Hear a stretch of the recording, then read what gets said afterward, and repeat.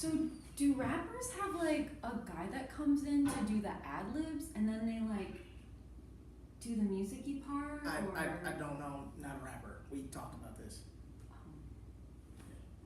Oh, really? Well. Look who's playing in the snow. See one of Trump's 53%? Dog, I'm not doing this with you tonight. I already can't enjoy the NFL, Netflix, Post Malone. Stop. She has an HBO account. We could both end up good on this. Sweetie, is everything okay? Yeah, we're good. Hush it, Becky. This conversation is for the oppressed. Chill. What y'all here to see? Black Panther, Mudbound, Lady Bird. Lady Bird? Alright, I saw the trailer. Looks like something I've seen before, so I didn't pick it. Lady Bird, skinny jeans. Oh, what's next? You gonna be at a women's march? I'm the same guy. Nothing's different about me. You and I both know you out here dating these white women because you can't afford a haircut and they can't tell. Sweetie, did you remember the kill chips? Yeah. Oh, honey, you forgot your cardigan. Oh, I did? Yeah, okay. I might as well just start calling you Golden Globes. Why? What? Because you white as hell! That's not even funny. That's terrible joke writing. No. Honey, let's fight this, nigga. Come on. Let's go. Come on. Live from Hollywood, it's Secret Black People Meeting! He's self-proclaimed bad and bougie and tied for the same amount of Grammy wins as SZA, your host of Secret Black People Meeting, Niles Abston!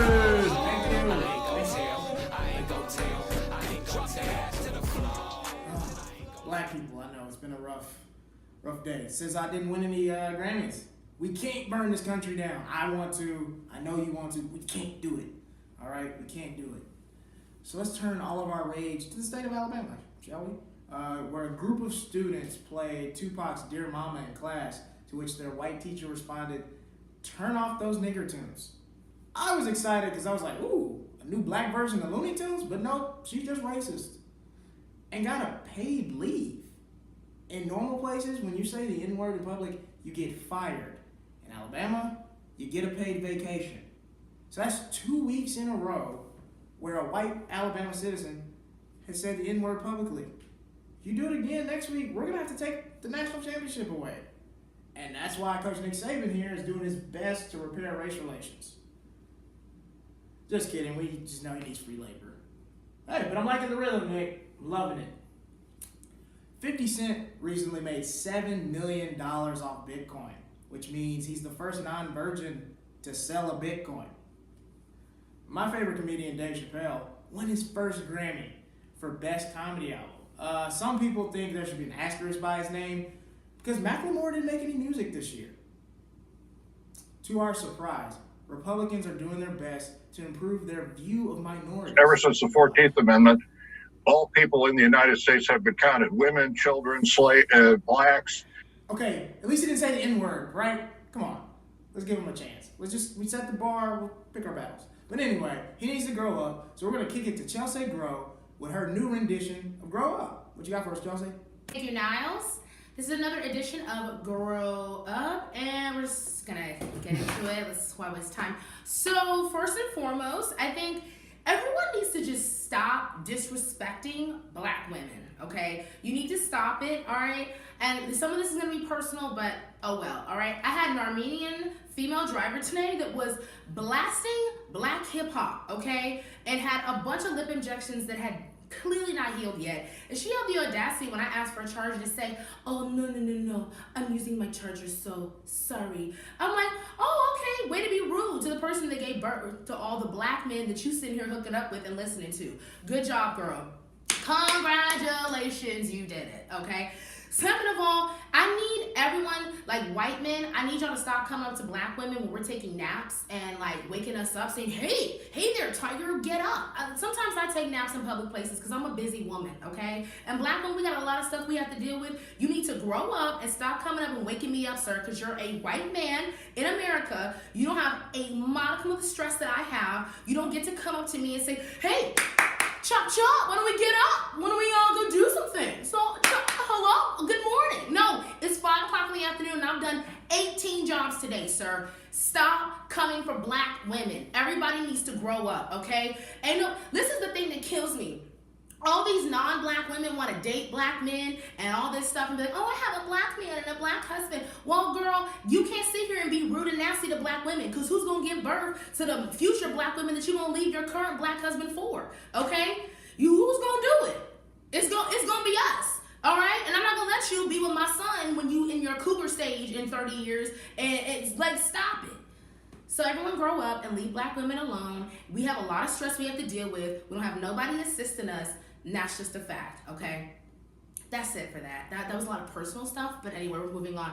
Second thing, rich people who come and eat at restaurants where you have minority staff. You need to grow up, okay? Because I'm sick and tired of these rich white people coming into my job and other jobs where I have other friends that are black employees and saying stuff like, hey, so could you chop with my Bloody Mary? Or, excuse me, I've been waiting 45 seconds for bread and butter and I'm just really like, I'm not used to this. I'm not used to waiting. I was like, listen, girl, only reason you got money over me is because years ago, my ancestors were slaves and they worked their butts off so your ancestors could have money so that you can sit here and at this restaurant with these overpriced cocktails and these overpriced appetizers. Don't you ever act like you're better than me, girl.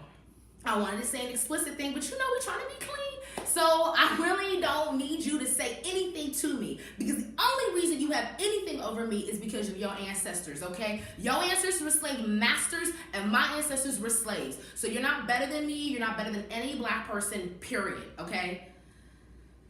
I feel great. That's it, guys. We're doing a short grow up today because there's a lot of like angst and tension. And I just want everybody to know black people have it hard. We got it harder than everybody else. So before you say anything to a black person, before you tell a black person to calm down, relax, take a breath, chill out. Before you do any of that, take a second to think about what they go through, okay? What we go through, okay? We go through drama, we go through fear every day dealing with police, and we gotta sit here and work for y'all. Don't disrespect us when you know we gotta work for y'all, okay? And it's not gonna be forever, so you better watch out, okay? And sidebar to the chick who was my Armenian driver earlier who had the audacity to be rude, boo-boo, you should have stayed home because your Botox and your lip injections were pretty fresh. I could barely understand anything you enunciated. So next time, if you gonna sit there and spend your money to have the lips of a black woman, maybe you should do like a black woman does, and we know when to be quiet, okay? You need to learn them to be quiet, okay? Because your lips look like they're about to bust open. Thank you. All right, that was Grow Up, everybody. Thank you so much. I look forward to seeing you next week. Back to Niles, thanks. Whoa, man. Chelse, I think you have some people biased against you. Speaking of biased messages, 2 FBI agents were accused of messages biased against President Trump. They texted each other calling Trump an idiot. If a requirement to be in the FBI is not thinking Trump's an idiot, there's not enough people to fill those jobs. And at this point, calling Trump an idiot while working in the government is like being a white Migos fan. Some words you just need to keep to yourself. The government thinks they found 2 FBI agents that are going to overthrow the Trump administration. No. You just found 2 coworkers I think they were trying to hook up. Chuck Schumer and the Senate Democrats temporarily ended the government shutdown because of Mitch McConnell's promise to talk about DACA.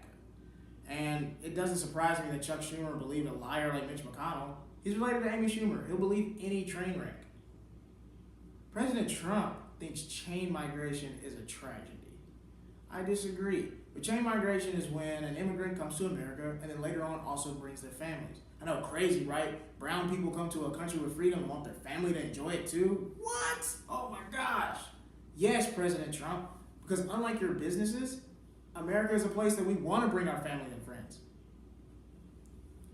And why is there illegal immigration anyway?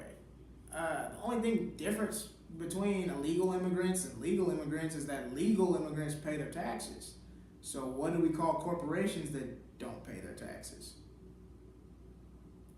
Why do we care more about individual legal immigrants, but not these illegal corporations that continue to take money out of all of our pockets? And that they even hire illegal immigrants. People aren't illegal, but corporations that don't pay their taxes should be. We'll be right back with our special guest, Anyi Malik. What's up, guys? We're back on Secret Black People Meeting. I got my special guest, Anyi Malik, very funny comedian. We about to talk some truth today. You say I'm special? Like, what you mean? Special guest, man. Like, No, not like short bus, my nigga. I mean like oh, like special, like Yeah. sentimental. Okay, I fuck with. come on, bro. Hilarious comedian, man. I remember when I first came out here to do comedy, you were like one of like the first like black comedians I kind of saw like on the scene. Okay. Yeah, like because I think I can't remember what mic I was at. Might have been Hollywood Hotel or something like that. I could tell like, okay, this dude been doing it for a while, so it's cool that I have a show now and you're a guest on it. So. Man, I'm glad to be a guest. Yeah, you know, man. it's a special guest too. Like, Yeah. damn. Yeah. I'm trying to check my ego when I step inside of Right, to be in this, great Hollywood production studio right now, it's hard to, it's hard to stay humble. So. But now humility is the benchmark. You know what I'm saying? Humility. You can have an ego about your humility. It's just like, yo. You really can. There's some people just like, look how humble this shit I'm is, so my nigga. humble, my nigga. You don't know nobody out there who's more humble than your boy, man. Come on, man. like, Stop it. You'll never see me Perfect. complaining. I'm the most. I hate the people that can't like take a compliment. They like try to be so modest and humble. Hey, bro, good shit. Not really. Nigga, just take the compliment. Like, it's just like you modest to the point that it's just like you're not modest. Like I don't know. Like it really has, because I think being humble is kind of the wave right now. Like don't like overhype yourself. So some people just can't take compliments anymore. Mm-hmm. The sister, man, she don't really know me, but out her mouth, she's like, "Hey, how's your jump shot? How's your half court shot?" What number are And you I'm for like, the yo, Lakers? we did all this celebration of each other. You just all ruined this it? shit. You didn't ruin it, but you killed it for me because it was like, damn, so I'm still, you know what I'm saying? You still looking at me in the framework of the assumption that because I'm black and tall, my height should be a tool to help these other motherfuckers win their little basketball games. It's like, the basketball, the whole professional sporting industry is kind of based on a plantation model. Yeah. And though they well-paid athletes, man, they allowed to be paid that much because it's just still the same model. You know what I mean? And so, just because the tide rises, all them boats don't make it any different, man. And that's like you can, for every Kobe, there's 100 other dudes that didn't make it out the neighborhood like that. You know what I mean? And so it should be knocking me out of my little. I couldn't. I didn't really. I didn't want to shade her up because in my mind I was going to just go right there. It's like, don't limit me to this Hoops. these little hoop dreams that you got. Don't project your hoop dreams onto me. Just say. And people don't know what to say sometimes. They just be unconsciously just saying shit to spark a conversation. Right. And I don't really be having it, so I just kind of was just like and then walked away. But in my mind, I'm gonna be like, yeah, man, we just did all this pro-black. We just did all this shit, and you just put me in a box, man. And it be hurting a little bit, I feel that. Yeah, he said like he played basketball for a little while. It wasn't because like I just love basketball. It's just like I was black and tall. They just did. Like, and a lot of dudes in the NBA, you can tell like they just out there because it's available for them to do. It's not like I love ball. It's just like I'm big enough to do it. It ain't they lane, but it's a lane that they can get into. Of course. It's not. They don't have no desire. It's unconscious. If I can get paid to play basketball, I'd do it. Right. Better than an office job. Well, yeah. Yeah. But I'm already in my purpose. So it's like if I was in the NBA, I'd feel still limited. Yeah, sure I have some money and shit, but I have to watch how, I have to watch what I say. I have to I have to watch, you putting your physicality on the line. I ain't fucking up my ACL for your brain. A lot of shit. All kinds of stuff, man. And it's funny too, man. Like, it's real funny when somebody like tell you to your face when they ask you if you play basketball. You tell them no. They're like, damn, what a waste. Yeah, I've heard that before. It's like, man, what a waste. I was like, what are you talking about? Like, sport. Like, I love sports. Don't get me wrong. They're not important. It really ain't. When you really look at sports, there's no. It's like it's enjoyment. It's entertainment. Like it's entertainment. There's nothing like even like all right. I'm a big New Orleans Saints fan. I remember when they won the Super Bowl in '09. I don't think about that anymore. Like it was fun that day, but it's the only one we ever won. I don't even think about it anymore. It's just like I'm not a player on the Saints. I'm a fan, and then it's just not that like it's really not that important. But it's crazy how much money sports makes and the just how America circles it. And then like some sports are global now. But sports just really aren't that important. It really, man, yes. And if you tell somebody that, they'll just be like, "What?" Oh, they'll argue with you. I also don't get into arguments with people, man. Yeah. Especially when you already know where you stand in an argument. Right. And most people argue trying to convince somebody else that they're Exactly. right. It's like, I right or wrong, I know what I know, so I ain't gonna try to sway you. Yeah, I'm just because gonna just 4 get years the ago, conversation. I'd argue till I was blue in the face of how important sports are. But now that I'm not an athlete anymore, like I'm just kind of like. Now that argument is the importance. That's why sports is that important. That's why, like that time you spent arguing about the sport and the teams and all this shit, that's promotions for the sport and the teams and all this shit. So you did some low-key promo work and didn't even really know it. Yeah. Because people don't think about promoting the industry. You talking about, we talking about boycotting football right now. You know what I'm saying? Well, some of us is. And that's crazy. It's crazy to think. To some people, it's crazy to think. But then, like, I watched it's funny. I watched the playoff game where the Saints lost. That was with the play at the end. That's the only Saints game I've watched this entire year. I didn't watch the regular season because I was even thinking like, boycotting football. But then it's like when I just did watch it and started just doing other stuff, I was like, it's really. It ain't crucial. Ain't nothing right. Yeah, like it's just whatever. I was just like, I was really like fighting internally. Should I really not watch football? When in actuality, it didn't matter much at all. I kind of felt stupid after like week 6. I was like, bro, what the hell, bro? I tell the joke about the NFL protests. I don't tell it on stage, but I joke about it. Like I like to be where the game is on and not watch it because that make me feel real active. I make me feel like I'm active. You're a real activist. I'm really actively You're the face of boycotting. danger. That's like somebody going to AA just chilling at the bar. You know what I'm saying? That's funny. Immerse yourself in temptation. How long you been doing comedy? For a little minute, man. When black people say for a little minute, that's usually over 5 or 6 years. Yeah, minute. Motherfuckers don't even know what the minute. It could just be. How long you been here, bro? Just smooth little. The smaller the amount of minute, the smaller the description of the minute, the longer amount of time. It could be like a little baby, little minute. So how'd you get into comedy? Man,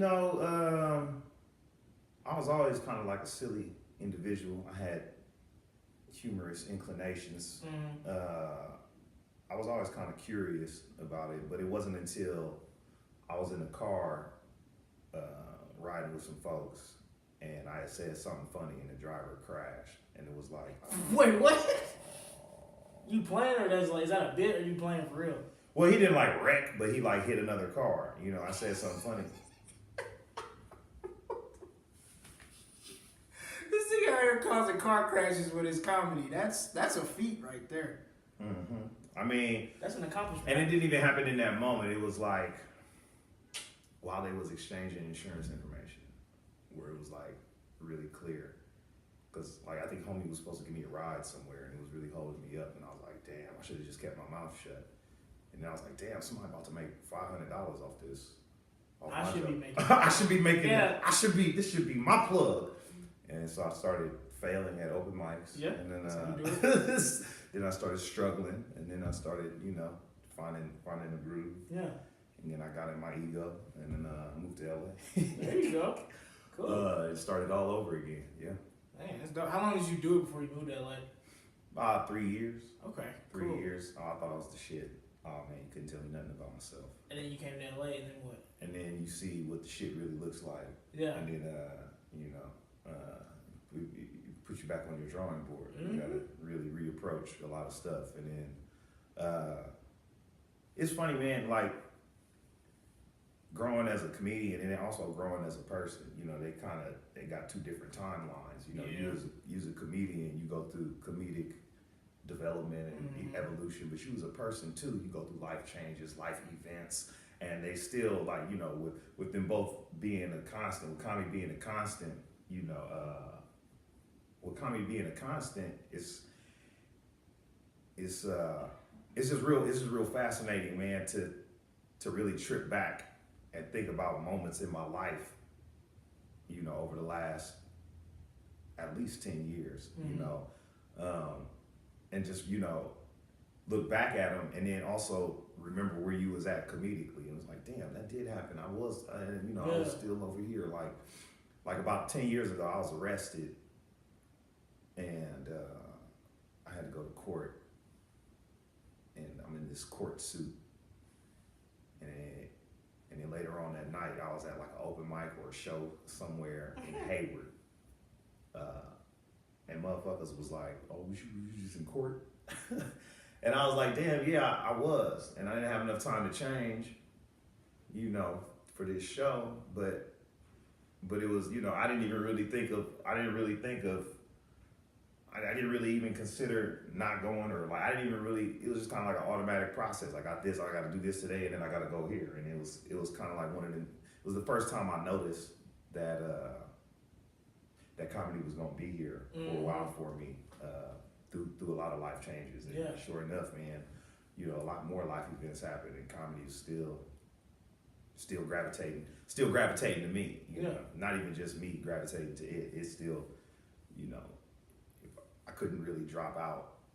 Somebody would hit me up. You want to do this? Or, you know, I just won't know really what else to do. Yeah, I feel that. That's dope. Because, like you said, I like how you said, like, comedy is like this constant. Because I think you can use it as, like, self-expression for the things that you are going on in, like, your real life on the stage. You can kind of, like, because I've always talked about how, like, with life, you can't really control anything. The only thing you can control is just how you react to it. Whereas with stand-up, that's our time. I can control everything because I'm on the stage. I got the microphone. So you can take those events from your life and then control them and turn them into bits, turn them into stories, all that kind of things. That's why I love comedy, because like I can take the things that I couldn't control at one point and now I can, and how I, you know, portray it to people. So yeah, that's dope. Like to use comedy is kind of like that lens for where life is going. Yeah, I mean, it's not, I don't want to say it's just like one of them things that's just there. Like, you know, like if I was a ball player, you know, like them dudes be up in the morning or at the hoop courts and shit like that. It's kind of the same way. It's like I wouldn't really know what else I'd be doing. Yeah, you know, that's dope. So I've seen you doing you do like film criticism, like you do like film reviews now. Well, I'm not like a film reviewer, but I am in the union SAG, Screen Actors Guild, and so you SAG get the screener DVDs and stuff. So like that. they had the SAG Awards, and for my consideration, they sent a bunch of them over, and I was gonna watch. It's kind of like a big deal to me to get these things, because you know I've always wanted to get the screeners. You know what I mean? Be eligible to get the screeners, and wow, my input. Okay, I can vote on this shit, and so I could have just watched it and then like, you know, just let it alone. But I wanted to turn it into some sort of media in some sort of type of ways, cool. And so I started blogging about the movies without giving up spoilers, just my takeaway and my highlights, my lowlights, my little overall gift reaction to the movie. And so it wasn't like a really, I still don't think it's a big super thing. It's something that I would only do probably for those types of award type of season. That's cool. Like for your consideration reviews. Yeah, were there any films that like really surprised you this award season? I like The Big Sick. The Big Sick was dope. Shout out Kumail Nanjiani. I think I was probably a little biased because I probably not only because it was a good movie for stand up and it really accurately captured some of the essence of comedian culture. That was in Chicago too. I think I was kind of biased because I already knew bruh. You know what I'm saying? You know him, okay. I think, but the movie kind of caught me off guard though. You know, it was the movie was really well, and it was it had a lot of moments that were kind of drenched in emotional realness, you know, and then to come out of that with some comedy. Yeah, it was well written. It was like really good. It was nominated for best screenplay, so it makes sense. You know, it was a well written movie. Yeah. What else stood out for me? 3 Billboards Outside Ebbing. That was cool. It's a dope movie. I love Frances McDormand. I like how it ended. I like when it ended because it was about to keep going. It felt like it was about to. Yeah, I was like, what's about to happen? Yeah. Y'all, okay. Oh wow. Okay, I was about to say dog. So I was just about to start hating, but it was like they found it and they were like, okay. I thought the characters in the movie were very interesting because I was talking to somebody about it and they said like the Martin McDonagh that wrote and directed it, he kind of like made all these characters that they're all like in the gray area. Like none of them are like I overly love them, but I don't like overly hate them. They kind of all had this like meet in the middle, like they all have their wrongs and their rights. I think there was this one moment where she still kind of poke out to me as like one of the stronger emotional joints where the dude with Sam Rockwell was in the hospital room with a homie from that he threw out the window. Well, yeah, I was gonna say homie from Get Out, but he was in Get Out. The homie was he was the brother. He was I didn't notice that. But like that scene, and how you know that like you don't know what's gonna happen and what ended up happening. Yeah, like it was really deep. Man. I thought it was gonna go a completely other way. And I was like, but I mean that was a big moment. If it was like if it was a retribution moment, it would have been big. But the forgiveness or the was big, whatever that shit was hella big, and it was like hella deep, and you could feel him like struggling with that. That shit was cold. That shit still kind of stands out, and that movie is full of like little human complexities and shit like that. So. Yeah, I really enjoyed it. It was probably outside of Get Out. That was my favorite movie because I just think Get Out was the best movie. Yeah, 2017. Get Out was just on some other shit. It was so layered. Yeah.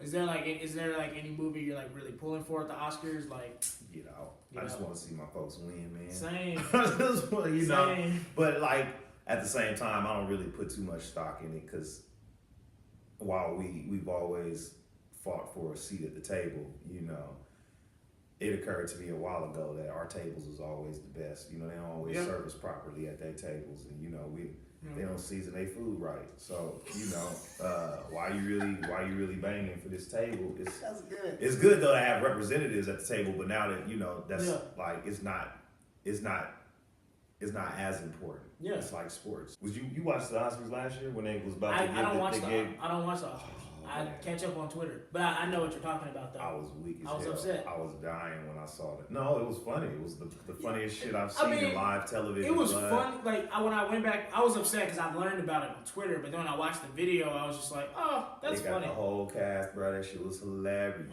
That shit was hilarious. Jimmy Kimmel was looking crazy. All of them was looking crazy. He put it up. He's like, "It's Moonlight. It's Moonlight." I thought that shit was hilarious to see. The whole cast all the way up there. Ryan Gosling was just up there laughing. Like, he was just like, because I think Ryan Gosling in his head felt like, how did we win this? like I think he was confused too. Like, wait, we won? Like, it was like La La Land. La La Land got a lot of hate. Because I think with like the age of the internet, it's like outrage or love. There's like no middle. Like, I went into La La Land not expecting anything. It was cool. Like, it was right. I don't think it was terrible or anything like that. Like, people were just like, it's the worst movie of the year and the music's terrible. I was like, chill. So, but I think like they were just kind of like surprised that they won because it was an I movie. And so like I think Ryan, because like there's a meme of Ryan Gosling just being like, and then like when they call Moonlight, he just busts out laughing and just walks off the stage because it's just like nigga, we knew like this. Out of here. I hated that. That was the first like black cast to win Best Picture, and then that was kind of like how it happened. But it's just my jaw was off the hinge for like 40 minutes. I was just like, it was an interesting end to the night. Because it's just for the Oscars to be so professional, like that should never have mistakes. Should never happen. The highest moment, you know what I'm saying? And that's the biggest honor, award, the biggest award, the biggest moment, the biggest award show. Yeah, the biggest award at the biggest award show. The biggest award, and you gonna pull a Steve Harvey? Like, come on, man. Like, oh man, that shit was beautiful. That shit was like, Steve Harvey shit was whatever. Yeah, because nobody was watching. Anybody that's calculating their self-worth based on Material perceived. possessions. No, it's just not even because some of this shit is intangible. It's perceived notions of how you're supposed to act and behave. Yeah, or societal things that you're supposed to have and symbolize. Mm-hmm. I mean, even I go through the same shit myself. You know, I wear Jordans on stage a lot just cause if you got Jordans on, I notice black folks will listen to you. Like, no, they'll it's so fucking weird, man. It's like they'll give you a benefit. If you got some bummy shoes, black folks, they gonna tune you out. They gonna zero in on your shoes, and then you won't even really be able to set up a premise. But if you got some Jordans on, like it's that puts their mind at ease. It's like, this nigga might be able. He might say something. all right, his shoes. He got some shoe game, so he must got something going on. Check this brother out. I swear, I can tell the same jokes, same people. They be like, man, I don't know, something different. You like really came a long way. It's like, yeah, nigga, wardrobe. Wardrobe. You know, but that's even my own internalized shit of wanting to be accepted by my own people, and it's like, even though I've accepted myself with or without outside acceptance, there's still some shit that I fall into that you know, and even to the part, you know, at this point when I recognize it as something that's projected, I still make the decision to say, okay, I claim ownership of this sort of behavior. I put this forth because I choose to, not because, you know, that's what you gotta do. Yeah. No, that makes sense. I'm gonna start wearing Jordans on stage. Maybe that's why I've been bombing. It's a combination. It's not going. You know, you gotta have the bars. You gotta have the bars too. But I'm saying though, like if you cerebral and you have a lot of wordy stuff on top, you get an extra 30 seconds of listening consideration. You get an extra, if you got some joy, you get maybe 15 to 30 seconds of extra sentences that they'll fuck with you. You heard it here first, guys. All right, we're going to take a commercial break. You're about to see promo for a new show called Small Talk with Lila Hart's newest show on Channel 310, and we'll be right back. Hello, welcome to my show, Small Talk with Lila. I have to set these pillows up because I'm really short, and I need to sit on these pillows to be comfortable. A 1-minute meditation. All right, this is part of my segment. Okay, 1. Can you count? No, 2, just time it on the phone. I need to. All right, we don't need to hear you, Squidward. Well, my phone died, so. 60 in your head. All right, ready, ladies? Oh my god, this is so cute. I'm so excited for donuts. Let's have a bite. Let's bite in it together. I like that we're eating donuts and we met through donuts. Right? Yeah. I look like Grandpa Munster.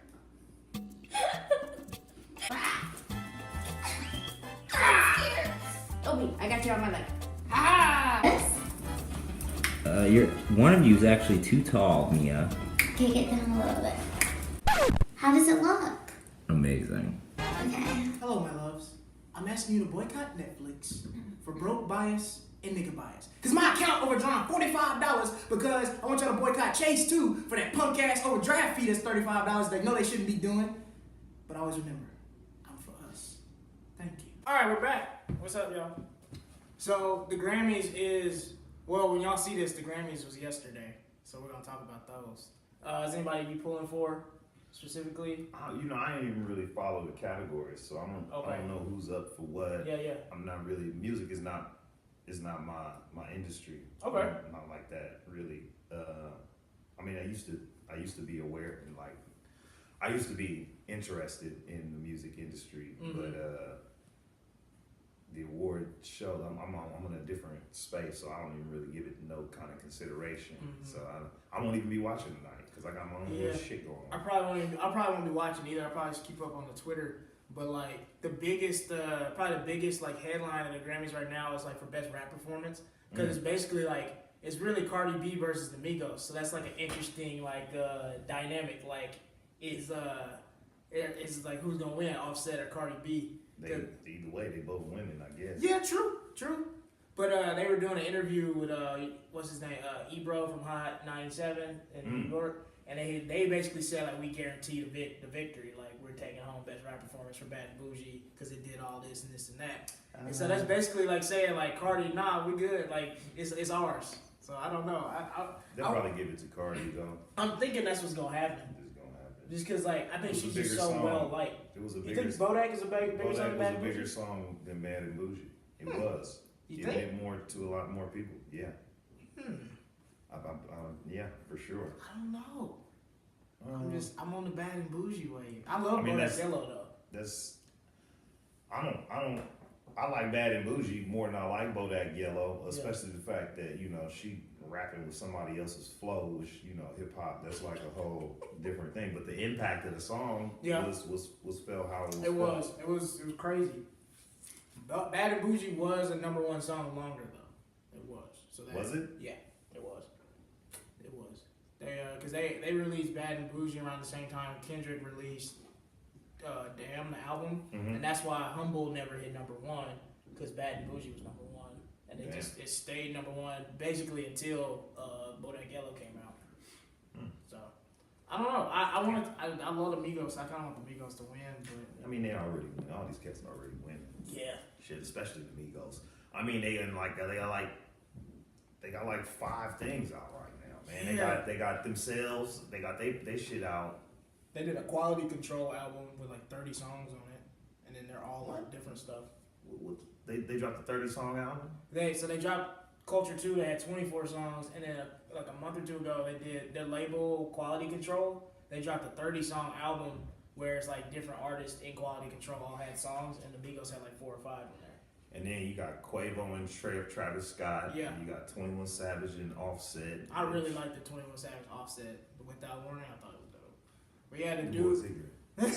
That's what it is though, because he even says like we just made fun stuff that you just have fun to. He's like, there's enough like deep rap out there, so we just gonna make something for people to like have fun to. That's a lot of Metro Boomin, right? Yeah, Metro Boomin had a couple verses on it too, so he's rapping a little bit now. So, but yeah, the CEO of Quality Control said like basically what they want to do is they just want to flood the market with a bunch of music. He said we want 80% of the market and we're gonna leave 20 to everybody else. They did that. That's what they doing. They dropping music every month. I'm just like I can't even keep up with it. So I mean, shit, as much time as motherfuckers been spending in the studio, these rappers in the studio, all these studios, it's like, yeah, man, you should be dropping hella shit. But, I mean, for as much time as motherfuckers be in the studio. right. I feel you. That's funny. But yeah, so now we're about to do our segment called Sounds About White. We're about to talk about stuff that sounds about white. Recently, President Donald Trump, he fired back at Jay-Z. Jay-Z called him Superbug. a superbug. And he didn't call him a superbug. He set up an analogy. Yeah. He set up an analogy about addressing problems versus, versus covering up the problem or hiding the problem. And then Because I like how he talked about Donald Sterling. He said it was just like spraying perfume on a trash can. And he was that was a perfect example of what he was saying. What's up with these old rich white guys named Donald?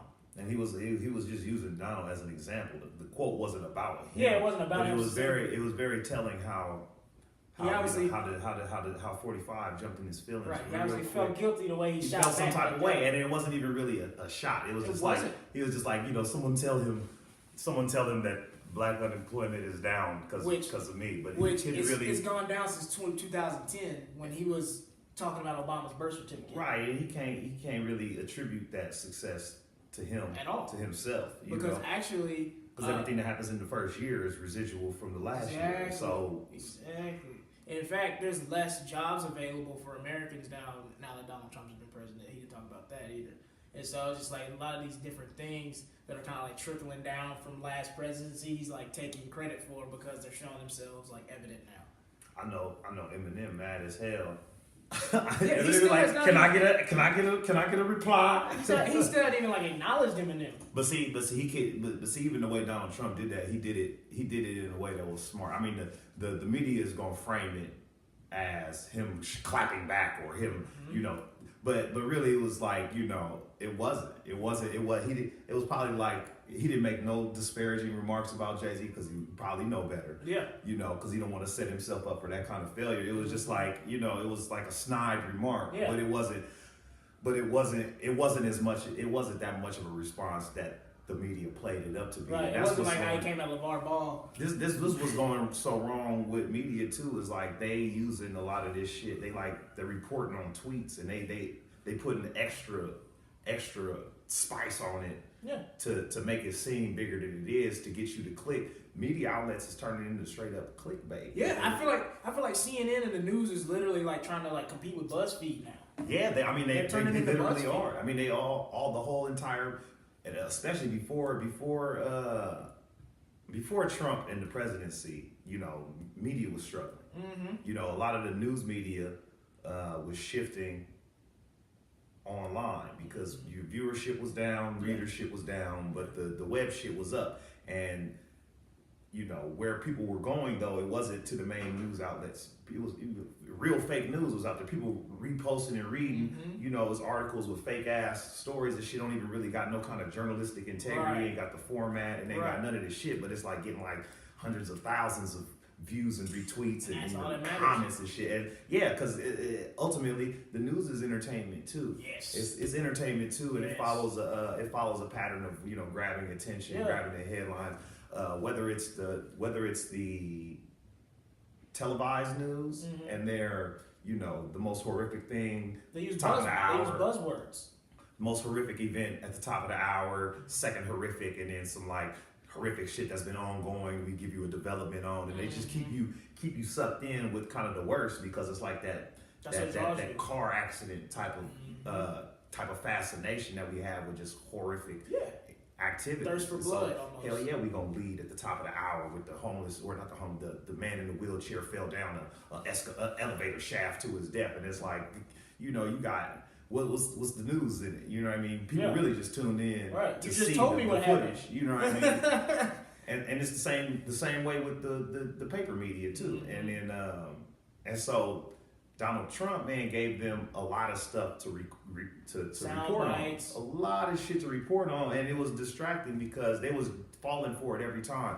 Oh, he tweeted this. That's a whole article about somebody tweeting. Like, come on, fam. Like, that's not news. And if you don't really have no media literacy, you're not really aware of how dangerous that is. It's ridiculous. There was a school shooting in Kentucky last week, and no one talked about it because of everything, like literally with Donald Trump and like the women's march and all these kind of things that were like more pressing. It was more pressing, but 3 15-year-olds got gunned down at their place of education. And it was just no one was there. That's families that lost their children. And we didn't talk about it. You remember how big Sandy Hook was when it happened? But see, even that, man, like, you know, that in Vegas, like they was on Vegas and they got off hella quick. Yeah, it was just because like, all right, it ran its course of attention. And so if it's not going to attract no more people to it, then they don't fuck with it. Yeah. I think the worst thing that happened to the Me Too movement was the same thing. It's like, it was funny, man, because they was taking all these men to tasks about their past behavior, but then at some point it became clear that the media would just print anything, and they was kind of selling it. They was kind of capitalizing off the salaciousness. Yeah, of some it's like the media was like, all right, who's next? Right. So they built a machine that was like, they kind of fed off of it, and it wasn't about, you know, telling these women's stories. It was about printing this. It was about printing it wasn't about her story. It was about the activity. It was about what he did and how he did it and how nasty and perverse it was. And you be reading it like, shit, like, damn, like one of them shit, I was like, damn, this shit's kind of hot, you know? You reading the paper, it's like, damn, he did all, goddamn, this shit sound, I don't sound crazy. I feel wrong for doing this, but they printing this shit, so it must be. Because there's a lot of big like producers and executives that have got in trouble, but they're not big names. So like it'll just say like so and so is out at this company because of sexual assault. But when the Aziz thing happened, it was blowing up everywhere because Aziz is a global name, and they knew people were gonna click. So it wasn't necessarily sexual assault, but they knew people were gonna click. They knew people were gonna watch the video, the interview, all these kind of stuff. Whereas like, you know, just like I don't even remember the dudes' names because they're like producers that are lesser known. In telling and reporting on sexual misconduct and sexual violence, at some point they was just basically selling sex. Yeah. And they know sex sells, so they can put it in them positions to get the most bang out of it. You know what I mean? And so, and yeah, it didn't even really matter. It was at that point. That's where a lot of folks got fatigued with like all right, y'all just making accusations, and it's like it's okay to accuse somebody of something, Right, of course. but They're wrong, yeah. But if that's all it is take for this to go to the papers, and it gives the look that they doing this, because they're speaking out against wrong and all that shit. But I almost think the media doesn't even care about these women. the support is not, and neither do the corporate. That's another kind of crazy thing that's kind of not fucking up the momentum, or it kind of is leaving it's leaving I smell bullshit, like sexual objectification is not the only objectification that exists. True. And so while all objectification is wrong, especially sexual objectification, you gotta be aware when you are viewed as an object. And so some of the power that was leveraged in taking some of these men out of power was like, okay, this dude objectified me. I'm coming to you, this corporation, as a consumer, and asking you to sever ties with him. And the corporation is going to do it not because they give a fuck about you as a person. They give a fuck about you as you're the object of a consumer. So you're a financial object. And so you trading one objectification for another. You're appealing to these people that's objectifying you and say, punish them for objectifying me. And they're glad to do it because it's like, all right, well, you're gonna remain in my object circle. And instead of these corporations, they're not creating systems within to make sure this doesn't happen anymore. They're just cutting ties with people. Right, and it's all again, not because but they'll write a statement that says, we value and we care. And you can damn near write your own statement, you know what I mean? Because you just got to use the certain words and formats, and because that's what people expect, and that's what they know will play. Because these, they objects love to hear this shit. They know exactly how to play, and so at some point there's gonna be somebody who get accused of something, and they're gonna ask somebody to sever ties, but it's gonna be like, well, you're not really in my target, you're not really a part of our base, so we're not gonna sever ties because these people, we fuck with these people, and these people if we sever ties with him, our real base gonna sever ties with us, and that shit is not too far off, man. Yeah. It's gonna be fascinating, man, to see what happens, and it's like it's very important that we take on the white corporate patriarchy. It's important because I think a lot of the patriarchy, especially the white corporate patriarchy, sort of enabled racism to exist throughout history. So without that, we wouldn't probably be where we at. And so to topple that is important. But if you think that we will be down to replace the white corporate patriarchy with the white corporate matriarchy, there's no way. I think y'all must be smoking that pumpkin spice. Yeah, because you can even look at how some people don't respect the feminist movement because like a lot of times with the white women are like in the lead, they kind of leave like women of color in the back, and they don't. It's like they're just doing it for them. Because like I've been talking about the suffrage movement back in the early 1900s, where it was a very largely racist movement. Like they how dare they get theirs first? Exactly. There's so many quotes about like I'll do so much for my white female voters. Like I don't want these niggers to vote. Like there's quotes with them saying that at these women's marches where it's all white women. And so when you see kind of like the feminist movement leaving like women of color to the wayside, not respecting their things, is like I would think like the feminist movement, the main things would be like these women who are not making as much money in the workplace. I was reading a report where like 90% of like waitresses report sexual assault, but those women don't make any money and they're not gonna sell any headlines and that kind of thing. So it's just like, where is that? Where are these women? Unless it's a restaurateur who got some hot restaurant, they'll print shit out of that. Exactly. And you'll think like, oh, that's a victory. They talked about it, but then once the shit lives as shit, he's still open. Yeah. Like what about these? They're not gonna stop. No. He's still gonna apply for them permits. He gonna do this. He's gonna open up a whole new thing, and it's like. You did all that, and it was cosmetic, and they kind of played you. It was like when the Montgomery bus boycott ended, and this was always something that was kind of crazy to me when I heard about when it was put into these terms. I don't know if you know. Okay, so Rosa Parks. Yeah. Rosa Parks is arrested for not giving up her seat on the bus. Right. And so black folks in response say, we're not fucking with your bus system no more.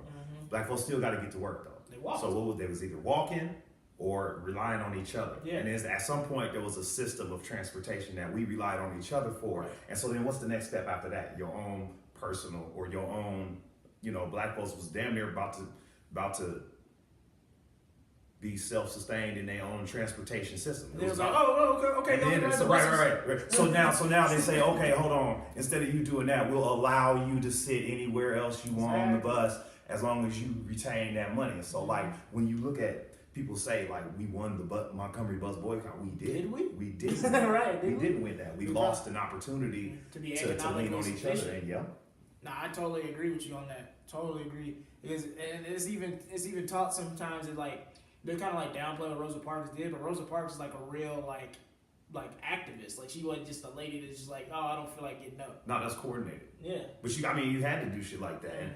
And that's the other thing, man. Like, oh man, I think Chris Rock said this. I don't know if he said it in a special, but I don't know if he said it in the special, but I saw him say this shit at the Improv, like fucking 2011 or 12, talking about the progress of black folks. Yeah, and he was like, he said, black folks didn't progress, white folks just got less crazy. Yep. I said, and y'all just got less crazy. It's so true because when you really look at black people, we haven't changed anything. Look at the old footage of segregation. Like when they desegregated schools and Those how people the outside military the schools had to usher black folks into classrooms, and look at all them people, like, communities of people. The little girl disrespecting. The little girl that desegregated the Louisiana school, she's like 60. Like that wasn't a long time ago. And there's pictures. Her name's Ruby. Forget her last name, but like there's pictures of the National Guard like escorting her into the school, and then all the teachers at the school didn't want to teach her. So then they had to figure that out. So they flew in a teacher from Boston who was Catholic, and so she was like a Boston Catholic. She wasn't like she dealt with black people a lot, so she taught the little girl in a classroom away from everybody else at the school. And that was desegregating the school. No one little girl having a classroom to herself. Right. Well, it's great, but she's... Meanwhile, communities of people of all ages, men, women, children, policemen, firefighters, baristas. I don't think they was called baristas back then. But, diner people. They was all lined up outside to degrade these children. You know what I'm saying? Little Rock 9. Yeah. Well, that's genocide right there. That's a whole different. We talking about white savagery, and it's a word. We don't never mention that. We only talk about the progress, but like Chris said, it ain't our progress. No, it's y'all progress. It's literally. White, so they got less heinous.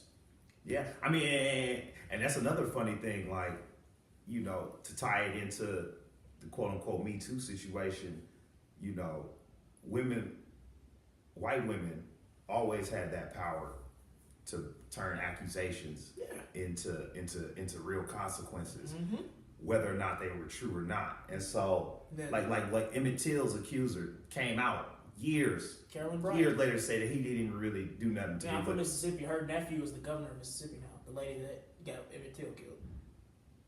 And so, like when you hear shit like that, it takes, and knowing the intersectionality of knowing that, while you getting your movement, we know that y'all be disrespecting sisters too, and and the shit that you go through, it pales in comparison to what other women in your category, but instead of hoisting them up and caping for them, you caping on cat calls, and you caping for what you caping for, and it puts into frame, and it puts into perspective a lot of the complicity that's ingrained in the intersectionality of we only really care about our own shit. Yeah.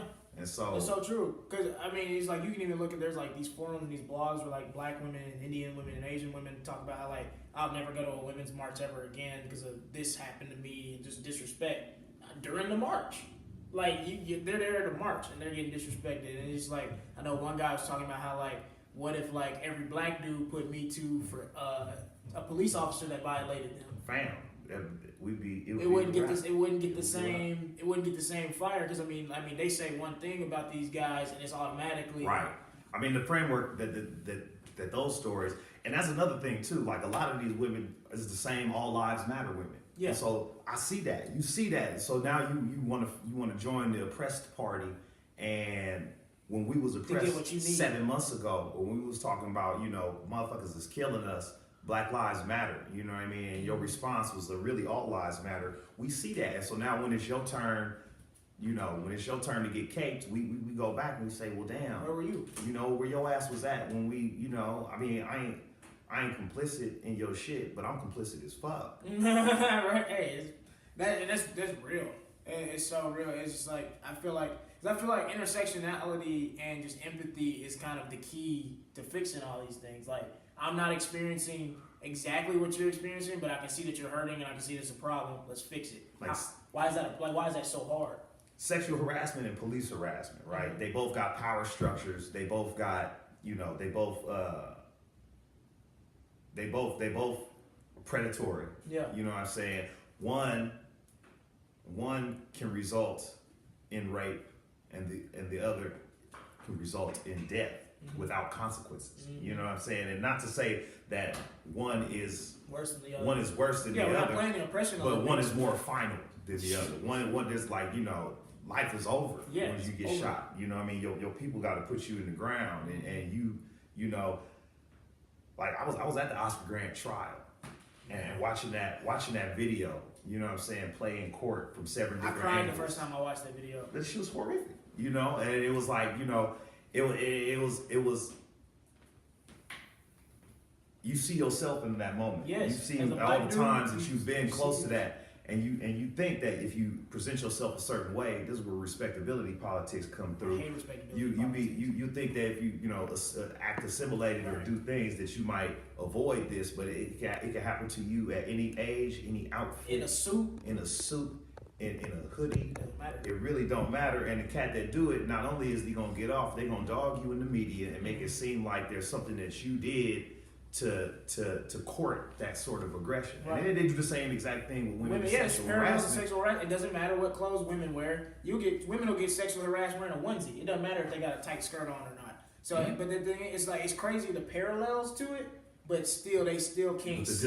But the disconnect through the parallels is leaving a lot of dudes. And as soon as they try to slide it over to black culture, that's when they gonna fall off. Mm-hmm. And they kind of a little bit trying, but then again, they're not really trying because at the same time, they don't really care about. Yeah, why hasn't something been done? Because if they want to talk about, maybe let's say, for example, hip hop, hip hop messages of misogyny or traits of misogyny, it don't affect them as much. Mm-hmm. It don't affect them as much as it affects the black women. But it would take, that championing and caping for them. Right. But they're not gonna do that. No. They're not gonna do that. For what? For what? How's that gonna benefit me? Man, that's real. That's crazy. We're supposed to get this deep. I don't know. I don't think we did. We did. I mean, that was. We fixed it, y'all. We solved it. Tie it with a bow. We did it. That's why I have this show to solve the world's problems. Ooh, that's good. That was good. That was easy. Yeah, tired. I'm taking a nap. Like, I should be president. That's how I see it. I should be president. Cool. But I don't want to be though. This shit looks stressful. But that was Secret Black People meeting. Thank you, Anyi, for being on the show, man. This is a dope episode. So yeah, Anyi is recording his hour tonight. That's gonna be dope. Yep. You'll never see it though, because not only means you're not gonna be there, I'm not gonna share it with you. But if you want to come through, are they gonna see this now or is this later? No, they're not. So good luck with that, y'all. I'm still on the internet, AnyiMalik.com. They'll tell you how to spell it with the captions. They'll put all the little stuff in there. They put you already see mine. You should have been on it already while you was watching this on where you was watching it. You should have opened up another window or got on your phone, you know what I mean, and already just follow my IG. It's kind of lit right now. Okay. Yeah, it's kind of getting a lot of likes. I'm getting, man. I did something different, man. I'm getting like every post is getting more impact, man. I see you throwing the little sketches in there. Oh man, a lot of them sketches is old as fuck. You'll see what I do is I'll go back through my timeline and say, oh yeah, this was a while ago, huh? Let me archive this. Let me hide it off my timeline and then repost it with some new hashtags and some other shit, and you be like, get some new life. Some new life, and yeah, man, it's dope. So look at all that. Look at all that new life, man. Put some new life into your. Follow him on social media. Check out his journey. Very hilarious comedian. Hopefully, by the time you see this, the Migos won best rap performance for Bad and Bougie. Until next time, I'm your host Niles Abston. See y'all next week. I ain't gon' tell.